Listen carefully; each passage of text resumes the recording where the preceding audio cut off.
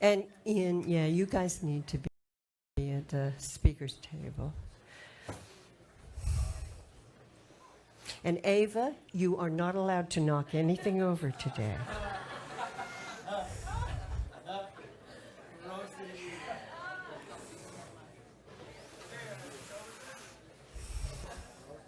Are you pretty much finding your places now?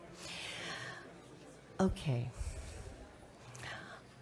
There are just a couple of things I'd like to read to you before we start the program. I've been hearing a lot from Gus's fans, and I'm very touched by how many of them really get him. This is from Rhett Hall in Hilton Head, South Carolina. I wanted to also tell you, Jenny and Liza, as well, what set Gus apart. Any other musician or famous person to me out there, Gus was absolutely the most selfless human being I've ever known in life.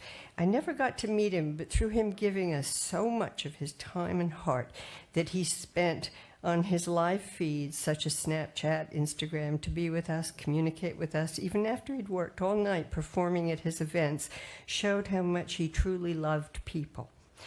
I don't know of any famous person that's let the outside regular people like me that aren't famous into their lives.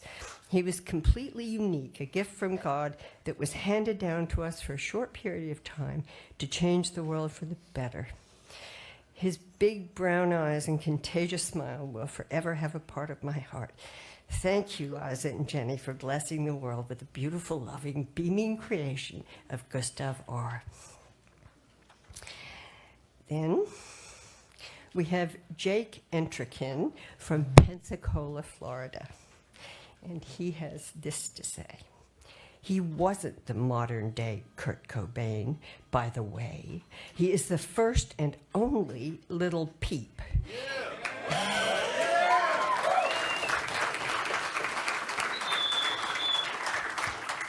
And arguably left behind a legacy that will have a far greater impact. His kindness will live on through lots of people, the genuine ones, not the people that didn't even really know him, and not the ones trying to turn a petty profit. Now, I'm going to try, I did want to just say a warm shout out to Damian Fitzgerald of Omaha, Nebraska, who is inspired by Gus to take great steps in his life. Right on, Damian. Okay, now I'm going to try to read you a verse of a poem by a wonderful American poet named Edna St. Vincent Millay, who kicked ass as a woman in the 1920s and did exactly what she wanted and became a fine poet. But this is going to make me cry.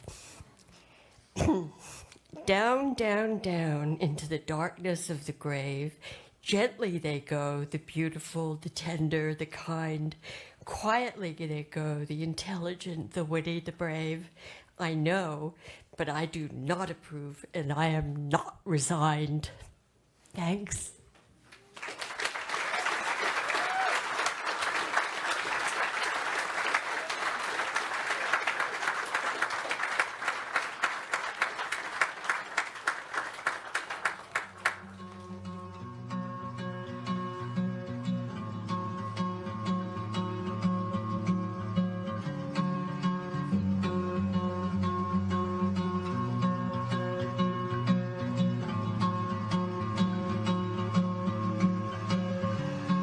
If you have 3/4 or more of a dollar, you can still use it. But a lot of people don't know that.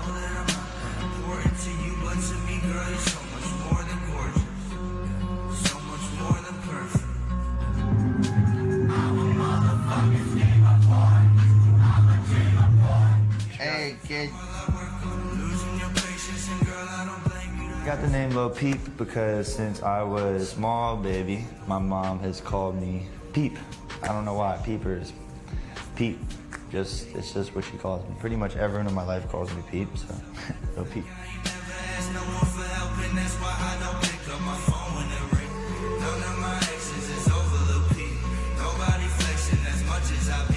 That's why she texts me and tell me she love me. She know that someday I'll be over the sea.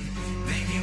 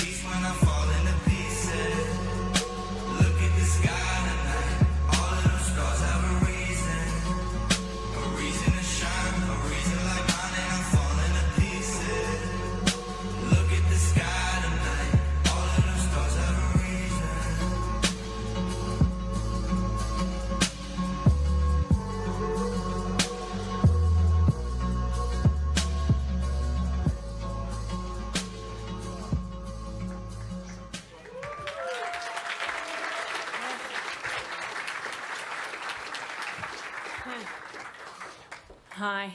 Oh, you can hear me, right? Okay, good. Good.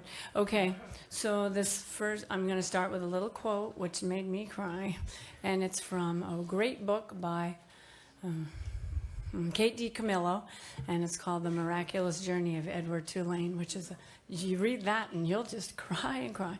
And I read that out loud to the boys. We read about every night until they were about 11 and 13, just because we liked to do it. So the heart breaks and lives by breaking. It is necessary to go through dark and deeper dark and not to turn. So that's just basically the big idea of that is, you just gotta go through it. Excuse me. In our shock, walking to get breakfast the morning after Gus died, Oscar and I tried to make each other feel like we were going to be okay without him. We hadn't really slept, but it was a sunny day, and we knew we needed to get out of the house and into the world for comfort. One of the things Oscar said to me was, "Mama, just think of what he accomplished in barely 21 years. He traveled to Russia, England, Belgium, France, and El Paso. I will probably never go to El Paso in my entire life."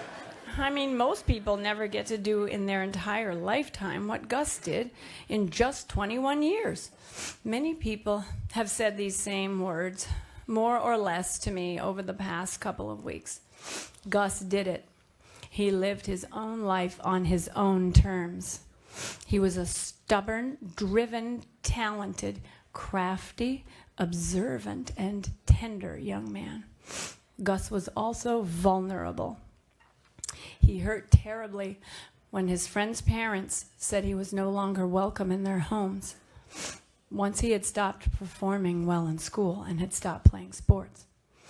Long before that, though, Gus understood that many good people suffered injustice because of what they looked like or how much money they had. He saw how the cool kids who lived in the fancy neighborhoods looked down on his friends who lived in the projects and looked down on his own family who lived in an apartment and drove an old Nissan. Gus got fed up with that world. He rejected it, and he rejected being molded into a box. Probably Emma, Ian, and Carmelo know more about why he began to feel that way. When he locked himself in the garage and got his first tattoo, he began to make his rejection of the box public. He dared the world. That's when some of his friends' parents told their sons and daughters they didn't want him to hang around with Gus. He cried when he told me about that. That's when the adults at the high school began to look at him askance. He set his jaw when he told me about that. With a keen eye for injustice, Gus raised the ante. He added to his tattoo. He pierced various parts of his face: his ears, nose, lip, eyebrow. The more tattoos and piercings he got, the more he was treated like an outsider. And the more of an outsider he became. Being an outsider, a reject, hurt him. He stayed in his room, barely mustering the courage to go to the library to complete the assignments necessary to get his diploma. And please, he graduated from high school, and he was on the dean's list the one semester he did of college. So fuck the people who said he didn't graduate from high school. Sorry. That was an ad lib, I apologize. And he did it because of his, he liked Mr. Balsamo and Mr. Petschauer, but he liked Mr. Balsamo more because he had tattoos. And he did it because of his love and gratitude for Mrs. Hartman, who saw him for who he was, not what he looked like. Years later, Gus told me that it was easy to tell the difference between the people who saw his tattoos when they looked at him and the people who saw him. Gus decided to move to California and left at 17.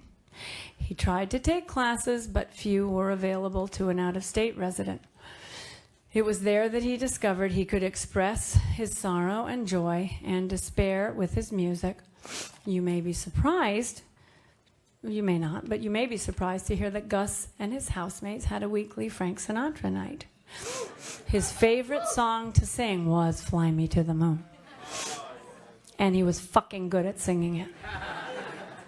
When he returned from California, he began to make music at our home. My mother bought him some beats and explained to me why I should take this work seriously. So he and I drove to Best Buy, and I bought him a pair of fancy red earphones. He worked and worked and worked. He made me wear earplugs at night so I wouldn't hear him, but I did hear him belting it out. He worked like that typically through the night, going to sleep when I got ready for work. If you had seen Gus walking down the street, you might have been put off, scared even. You might have thought, what a loser, or yikes, I had better cross the street. If you had known he stopped caring about school, you might have thought, what a loser, and I don't want my kid hanging around with him. He could get into some bad habits. If you had seen his filthy fingernails, you might have run away. If you had made these judgments about this teenager, about this young man struggling on his own to find meaning as a man, then I ask you to use this moment right now as a time to reflect on your actions. Ask yourself these questions. Do I really know this person? Have I sat down face to face and asked him to tell me about himself? Do I know what matters to him? Do I know what he values? What hurts him? What he loves? And why? Am I assuming this strange or scary looking person has no plans for himself? Have I asked him his plans? Am I dismissing this person because he does not match my definition of a good kid? Do I assume he does not work? Be honest. Gus was. Gus wrote a song about wanting to burn his high school down. He didn't like most of the adults there. He despised the social scene. I say most of the adults. Most, not all. Must everyone fit into the box? Why must we have a box? Who is this box for? Can we reinvent ourselves? Gus has left us with so much to think about and learn from. I want to thank you all for coming here today. Please do not make assumptions about people or events in ignorance. Do you understand what I'm saying? Try to step outside of your own box and open your mind to new ideas. My sweet little peeper is gone now, but he has surely left us a lot of wonderful material to review and consider. He has left me with new people to know. I am so proud of him. You have no idea.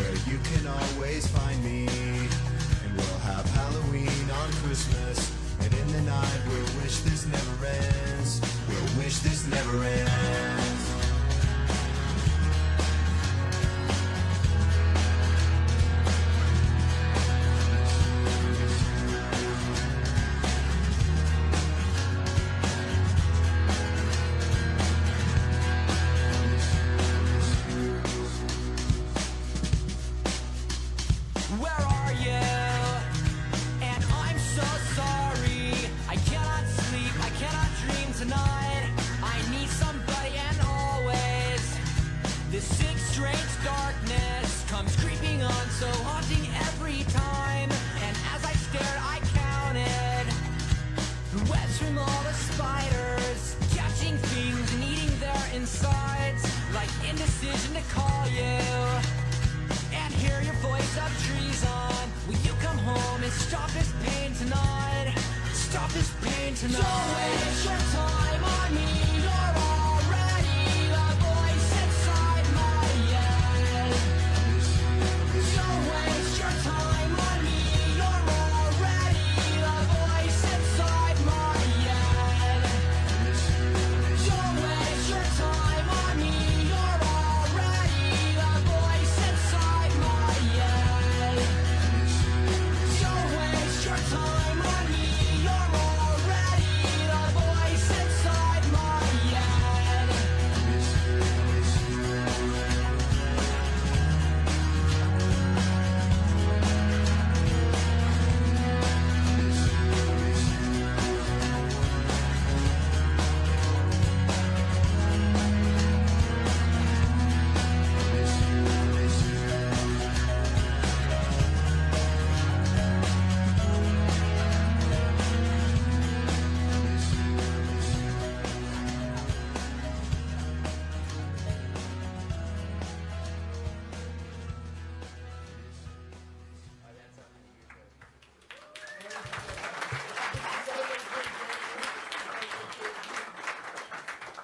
Hi guys, I'm really nervous, so bear with me.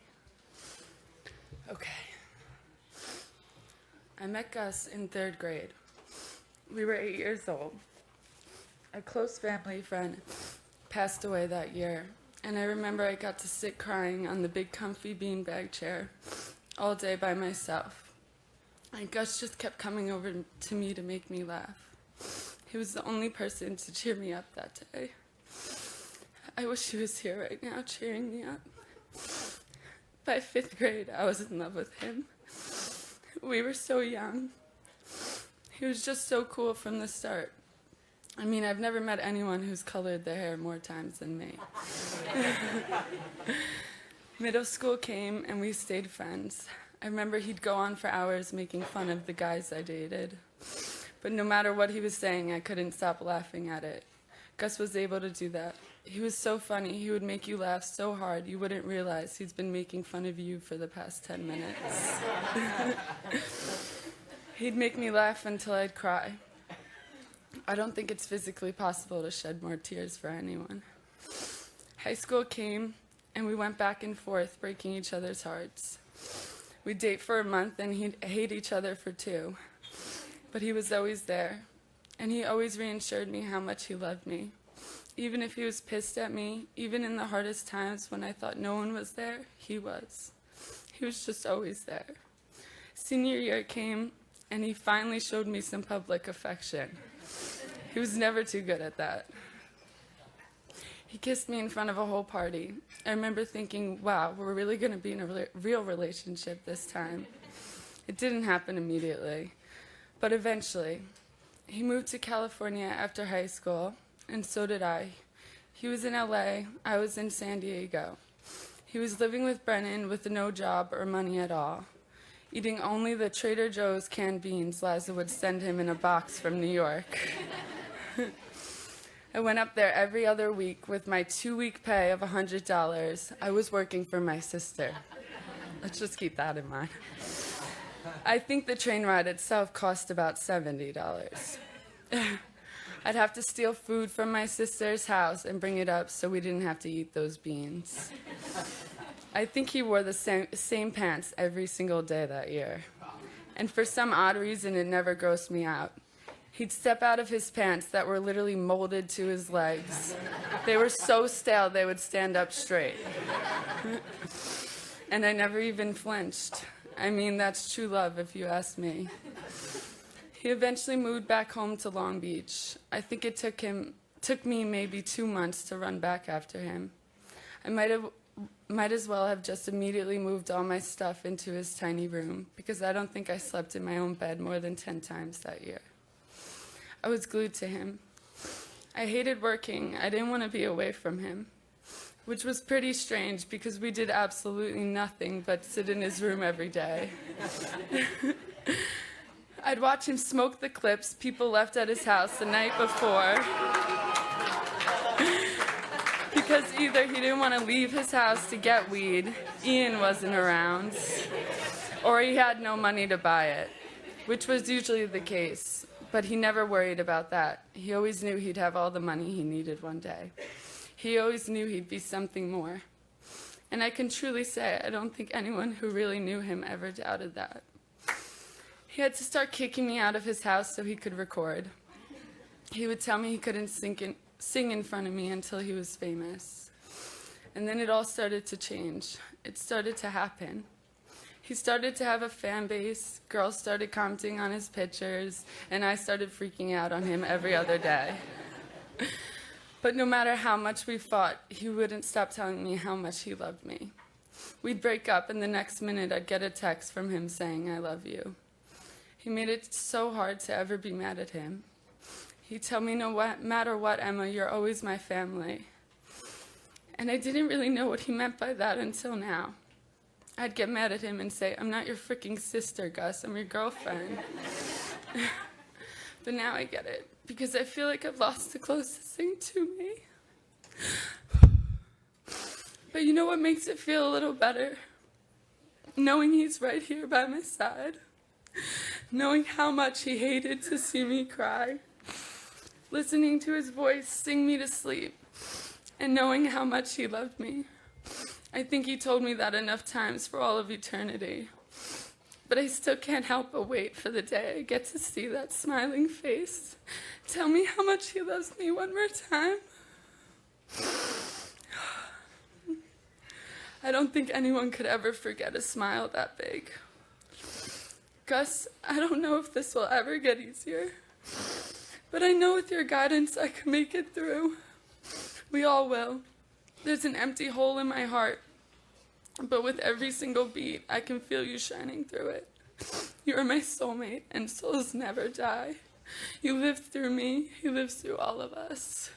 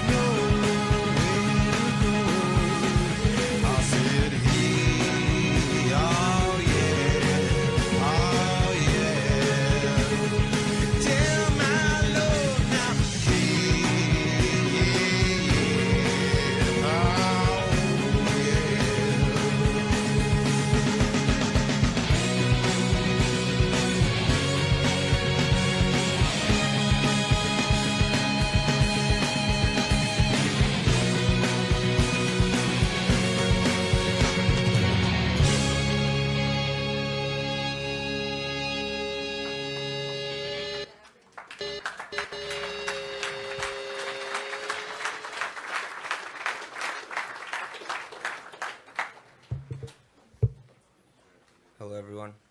My name's Ian. I'm really nervous, but just bear with me. Gus created something out of nothing. Gus talked his entire career into existence. We would sit around in Gus's room, listening to his music, and at that moment, we didn't realize what an impact he would make. I always did think Gus had what it took to be a successful artist. And it is really still a shock of how much of an impact he did make. It's just crazy to watch it all come to life before your eyes. It felt like only months would pass, and Gus would be working with artists that he had always looked up to for years. And he'd been listening to their music forever. His career advanced so quickly, and it made me and all my friends so happy to see him succeed. When most of our friends would go to the bar or a party, it would just be me and Gus and a couple friends just hanging out in Gus's room, just smoking weed. Just listening to Gus's music.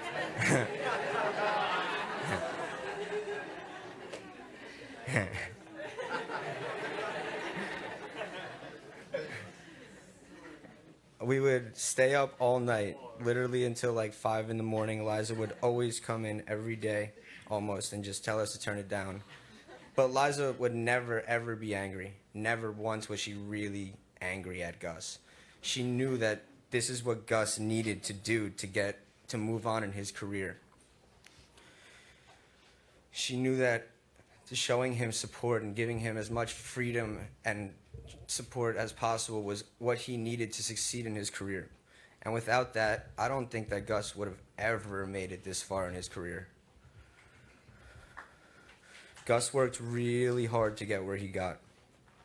He stayed up until 5 or 6 a.m. every single day. Liza would always tell me that she would walk into his room in the morning and when she was going to work, and he would always just still be up working every day. Gus knew what he wanted in life, and he chased after it with everything he had in him. His style and creative vibe will never be duplicated.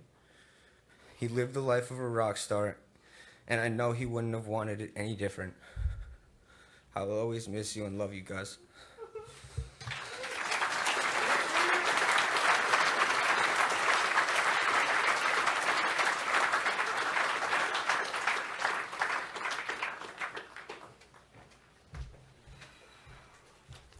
Hello, everyone.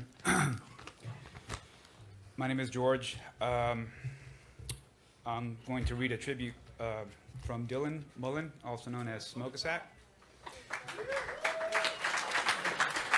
which I gotta say, I had the sincere pleasure to have worked with him and Gus with Come Over When You're Sober.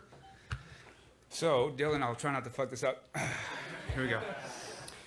When I was just 18, I started to post my beats online from my home in Virginia. It was my first effort at music to get myself out of there as a producer and songwriter. The first person to reach out the first person to reach out to me about a beat was a kid named Gus, who messaged me from his home in Long Island. He asked if he could purchase one of my beats to put some lyrics over. I was so excited that he was interested in my work, and I sent him a bunch of beats. He sent me back the songs with his lyrics, and I was really impressed. I thought to myself, wow, this kid is something special. I went to college to study audio engineering. A couple of years in, I decided school wasn't for me. I left Boston to move out to LA and give it a go with the music. A few weeks after moving to LA, I came across this artist going by the name of Lil Peep. I had no idea that this person standing in front of me was the same kid that I only knew as Gus. I never forget that moment. Never in my wildest dreams could I have imagined that years later we would both wind up in California trying to pursue our dreams. Once we put the pieces together of how we met years earlier, we decided to make music and come up with 19. We both knew at the moment it was our destiny to make music together. I knew Peep was a superstar from the moment I met him. I remember when we made Hellboy, he explained to me why he chose the name. It was because Hellboy came off as intimidating and scary to some, but Hellboy was like a book that was only judged by its cover. He was actually a superhero who had a huge heart, and that's exactly what Peep was, a superhero with a humongous heart. Gus knew no matter how close we were, even though he was my best friend, that I was still a huge fan. I loved his singing and his natural ability to write amazing lyrics. We fueled each other, and we loved every moment of it. Sorry. Still more. When we recorded Brightside, I watched his body tremble. He was singing so loud, and the look on his face was genuine. He was pouring out his heart into these songs. I'll never forget these moments. His voice will forever be in my heart and soul. Gus loved life more than anyone could imagine. He lived to the fullest and cherished every moment of every day. He had the biggest goals and dreams you could ever imagine. He worked his ass off to get where he was. He had so much drive and ambition. He loved traveling, eating all different types of crazy food. Once we were overseas, he ate snails and octopus, which I personally thought was insane. Gus was very smart, creative, charismatic. He was such a character. He was super funny and outgoing around people. But the truth is that Gus was shy and really enjoyed just being with his close friends and family. He loved his mother, his dog, more than anything, and would talk about them all the time. He was little Pete to the world, but to us, he was Gus. Yeah. We will always have each other's back. He comforted me when I felt broken, and I did the same for him. He always told me everything was going to be okay. He always made things okay for me. Not many people could cheer me up like Gus. I'd be upset if he could give me this look. It was so silly. No matter what, I'd start laughing. Okay, so let me just go over here. Sorry, Dylan. I'm doing my best here. All right, here we go. Gus truly loved life. His death was a huge tragedy for all of us. He would want me to tell everyone to support your friends, watch their back. If they're struggling with issues that are too big for them to manage, get them to seek professional attention.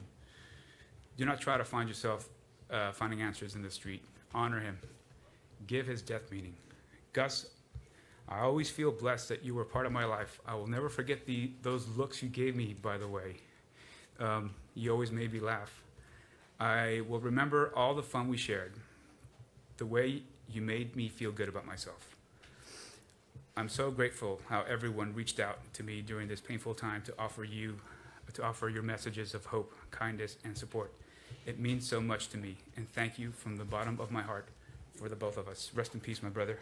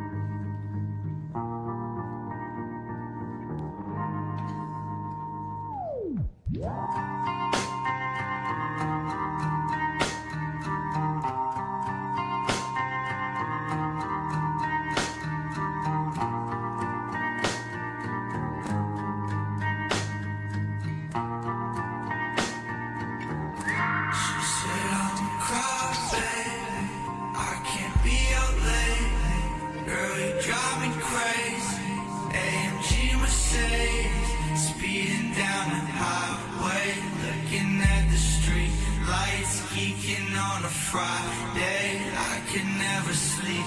right, knowing I hurt you. I don't deserve you. I should have curbed you. I know I'm the worst, but I could be cool too.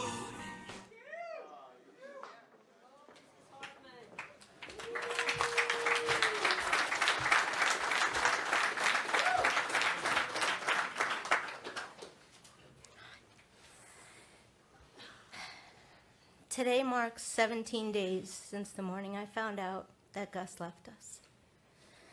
I felt like I had gotten the wind knocked out of me, and I sat with my head in my hands for a long time. Gus was my student in 11th and 12th grade English. As a teacher, I have a unique opportunity to connect with young people who are trying to navigate their way through the gray area between childhood and adulthood. I have the opportunity to embrace their strengths and weaknesses, to make them feel important, and to learn from them. I remember when Gus was in class, he never really sat still in his desk. He always seemed to be bouncing or bopping, tapping his foot on the floor, drumming his fingers on the desk. As his teacher, I thought, this kid seems to be listening to music without wearing any headphones. It wouldn't be until later that year, after we had some time to get to know each other, when he told me of his plan to one day make music. And that's when I learned that Gus was a planner and a goal setter. I also remember when Gus finished reading The Catcher in the Rye, and he brought the book to me, and I figured he would say he liked it just to appease me. But instead, he said, "I like him," referring to the main character, Holden Caulfield. And that's when I learned that Gus was connecting with a fictional character who was a little lost in his current setting, was highly intelligent, generous, honest, sensitive, and misunderstood. And it all made perfect sense to me. And I remember in the winter of his senior year, Gus couldn't wait to be finished with high school. He was frustrated and felt his creativity was being stifled. And we had long talks about his dream to move to LA and make music. I asked him if he was afraid to move across the country by himself. And he said, "No way," and my mom totally supports me. His face lit up every time we talked about his future in music, and I told him I believed he could do it. It was only a few months later that I would get a text from him saying, "I leave for LA this week." And then another text a couple of months after that said, "Can I use you as a reference for an apartment?" And that's when I learned that Gus wasn't only a dreamer. He was a young man who stuck by his word. A really creative, hardworking, and talented young man who set out to change his life, and he wound up changing all of ours in the process. He will live on through your memories and through his music. What a beautiful, amazing difference one life can make. Thank you.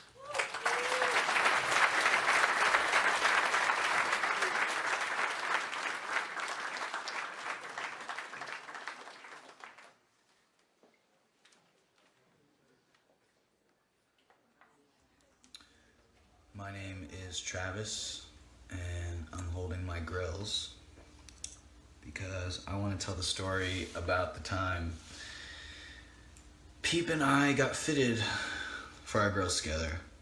And this all starts with when we all started working together. Sarah and I asked him, "What do you want?" He was like, "I want grills." Sarah was like, "What's a grill?" And I was like, "Well, it's gold molded to your teeth, and you wear my shoulder picture." She's like, fucking love it, yes, we gotta get grills.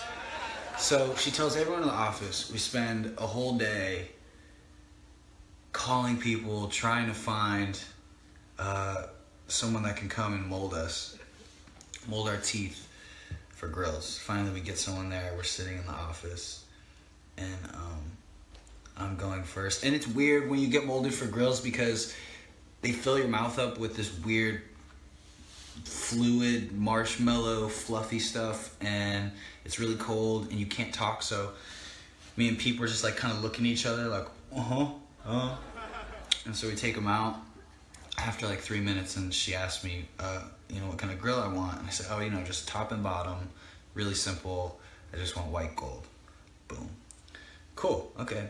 She turns to Pete, she's like, Pete, what kind of grill do you want? He's like, well, I want a pink grill. So we're like, oh, cool. So like just white gold, it'll be pink. He's like, yeah, like that, except I want little pink diamonds on every single tooth. Like 10 or like 20 like pink diamonds, like a tooth. Like, so like the whole thing is just pink diamonds.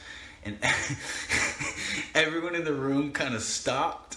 We all kind of looked at each other like, and the girl who was molding us, she was so happy, as you could probably figure out why. She was like, yeah, we could totally do that. 20 pink diamonds on a tooth, okay? She was drawing it out. Needless to say, his grills took a lot longer to make than mine. But I think that's a testament about how fearless he was, and how he wasn't afraid to speak his mind and to say what he wanted to say, and to achieve the things he wanted to achieve. And I think that's why he was so successful. He was also one of the kindest people I met. And, going over our texts, he said thank you a lot. Every time we talked, thank you, Travis. Thank you, Travis. Even when I didn't do anything, he said thank you. And I'm going to miss him a lot.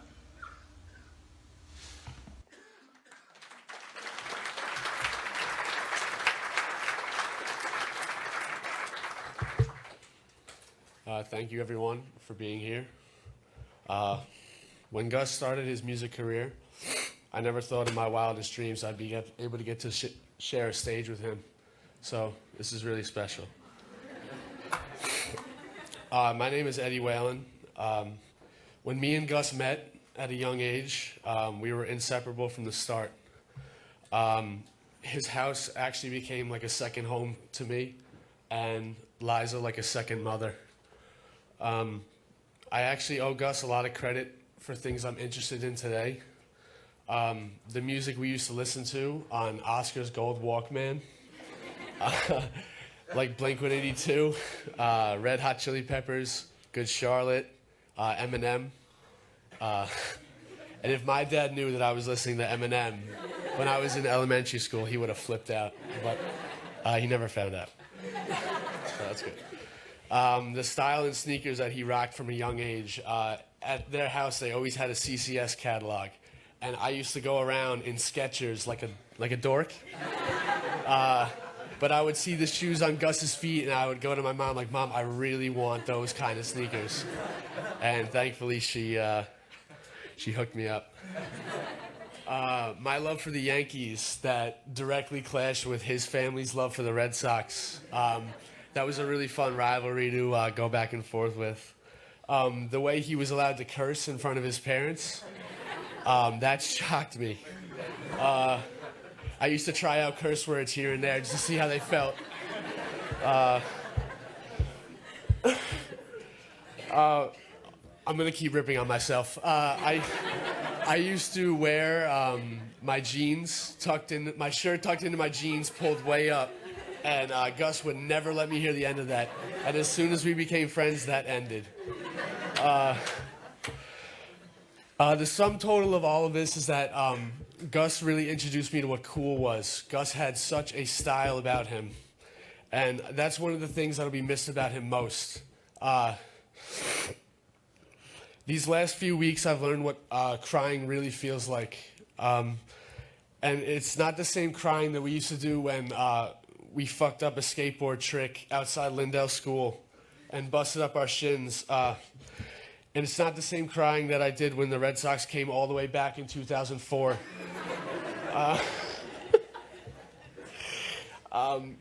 It's the kind of crying that comes from losing your other half in this world. And he was that thing to so many people. And looking out into this crowd, and I know there are hundreds of thousands of people watching online, and it's insane to know the impact that he had in this short life. Gus was our brother, and we'll all miss him forever. So thank you.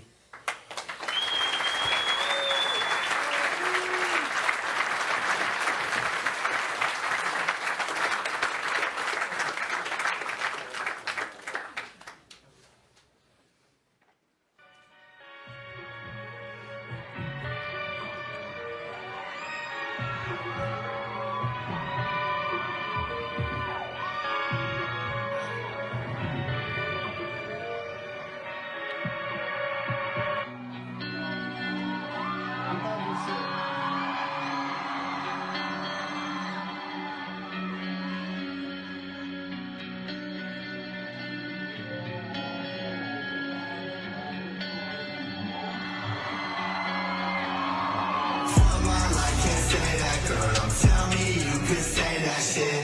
All she want is payback for the way I always play that shit.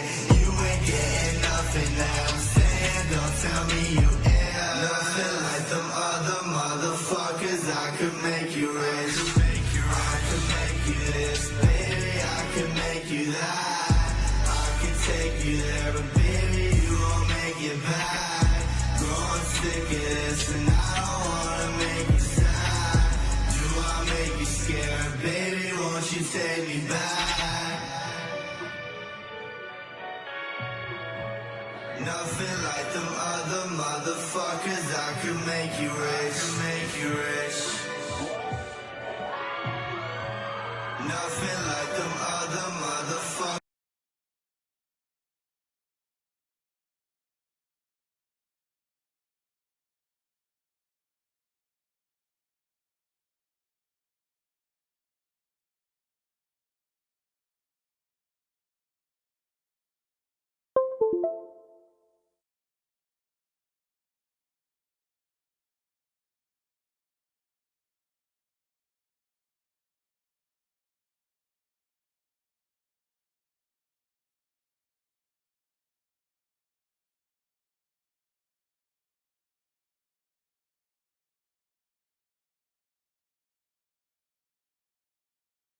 Cause I could make you rich. For my life, can't say that, girl. Don't tell me you can say that shit. All she want is payback for the way I always play that shit. You ain't getting nothing that I'm saying. Don't tell me you ain't nothing like them other motherfuckers. I could make you rich, make you rich. I could make you this, baby. I could make you that. I could take you there, but baby, you won't make it back. Growing sick of this, and I don't wanna make you sad. Do I make you scared, baby? Won't you take me back?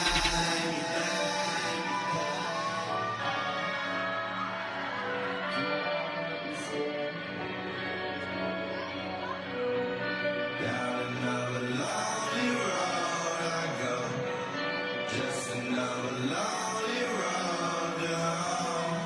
I just wanna know, I just gotta know.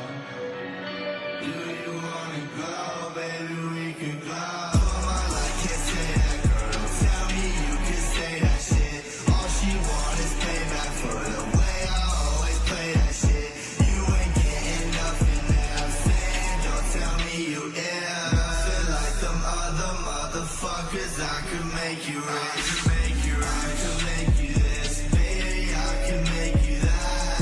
I could take you there, but baby, you won't make it back. Growing sick of this, and I don't wanna make you sad. Do I make you scared, baby? Won't you take me back?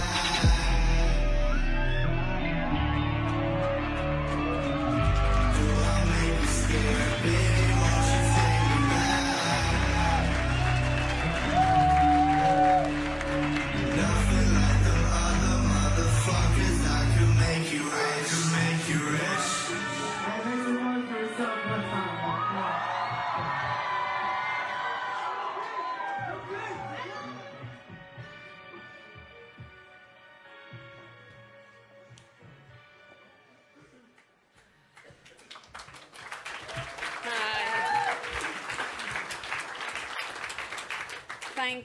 Thank you, Liza, Jenny, Oscar, Jack, Daisy, and everyone who's come along today and made this such a wonderful celebration of Gus's life. My name's Sarah Stennett, for those of you who, I'm sure there's lots who don't know who the hell I am. But I had the privilege of working together with my team at FAE with Gus as his business partner over the last 18 months.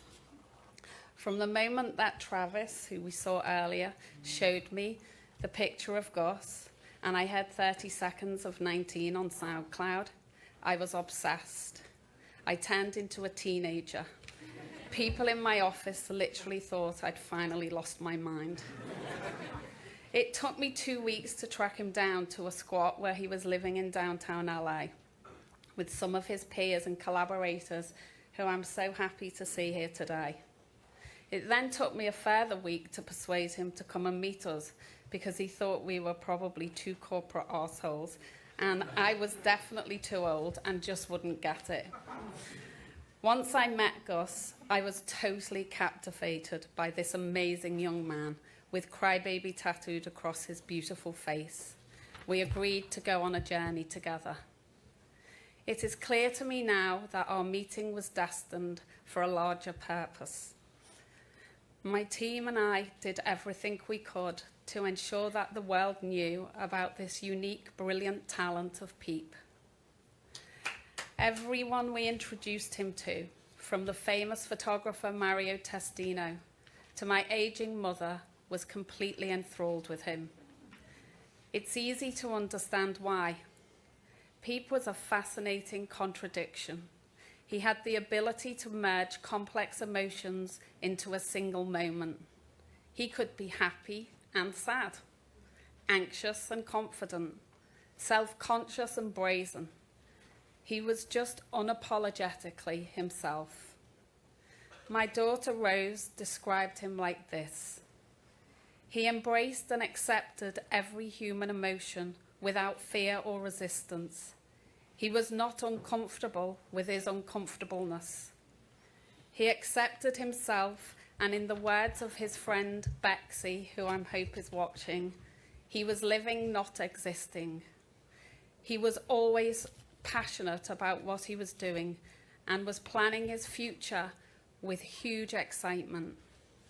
He was aware of the enormous value of his ability to truly express his individuality and to use it to connect with others. He was unstoppable in his right to do that, a creative leader.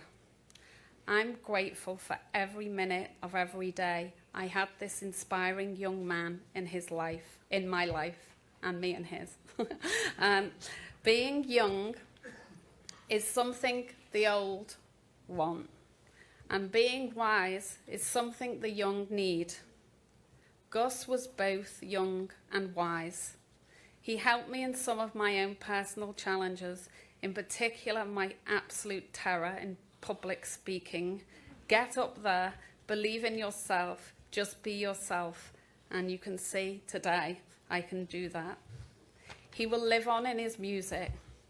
His family, Chase, his manager, and the FAE team are committed to sharing the work that he so carefully prepared with his collaborators in a way that Gus would have wanted us to do, so that the world can continue to discover the invaluable talent of little Peep and why Peep has established himself, despite his passing, as the rightful recipient of the word icon. I asked his friend Bexy yesterday, what would Gus want me to say to his fans on Saturday? He said Gus would say what he always said to himself. Follow your heart, follow your dreams, do what you love, and believe in yourself. Finally, I would like to end by reading to you some of Peep's lyrics from his yet-to-be-released collaboration with his great friend McConan called I've Been Waiting, which I believe Peep would have liked me to share with you today. And they are, don't tell me I'm not doing fine, 'cause I'm doing fine. Thank you. Thank you for coming.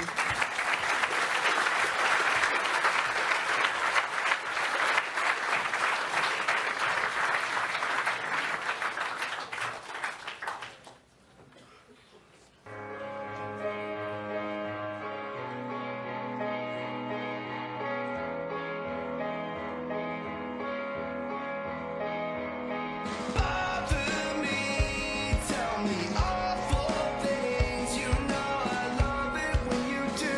That helps me get through this without you.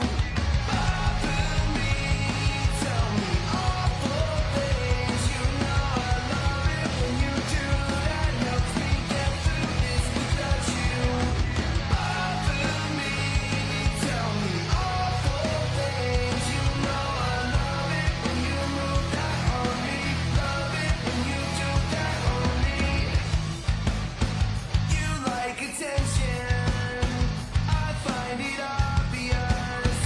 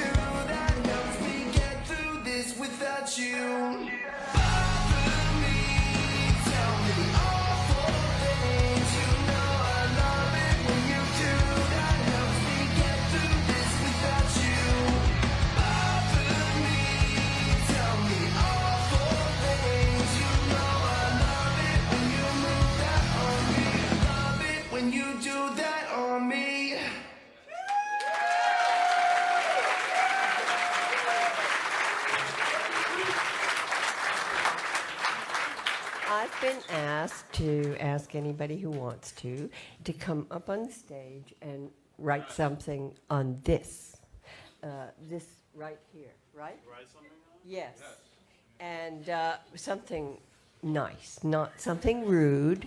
So I'm just going to start, and then I'll hand the pen over. Try to be orderly about this.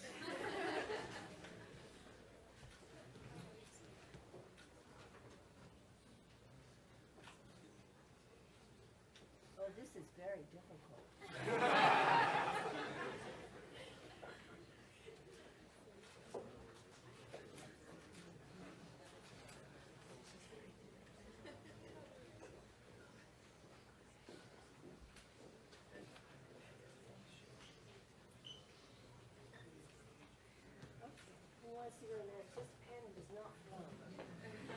Come on, guys. Everybody, come on up. Come on up.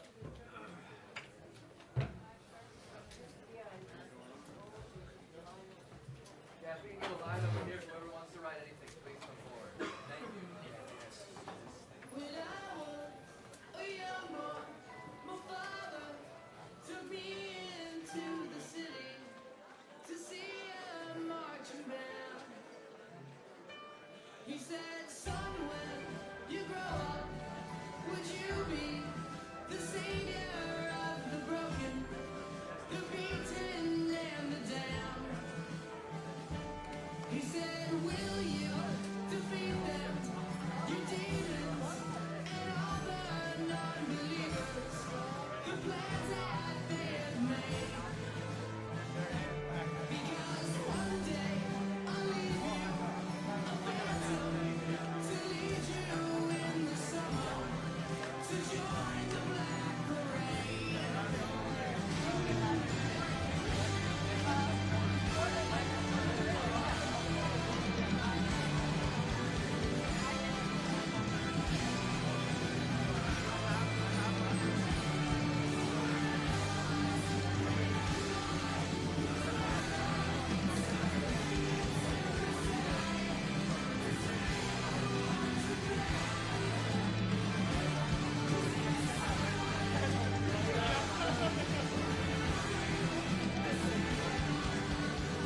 Fly me to the moon, let me play among the stars. Let me see what spring is like on Jupiter and Mars. In other words, hold my hand. In other words, baby, kiss me. Fill my heart with song and let me sing forevermore. You are all I long for, all I worship and adore. In other words, please be true. In other words, I love you.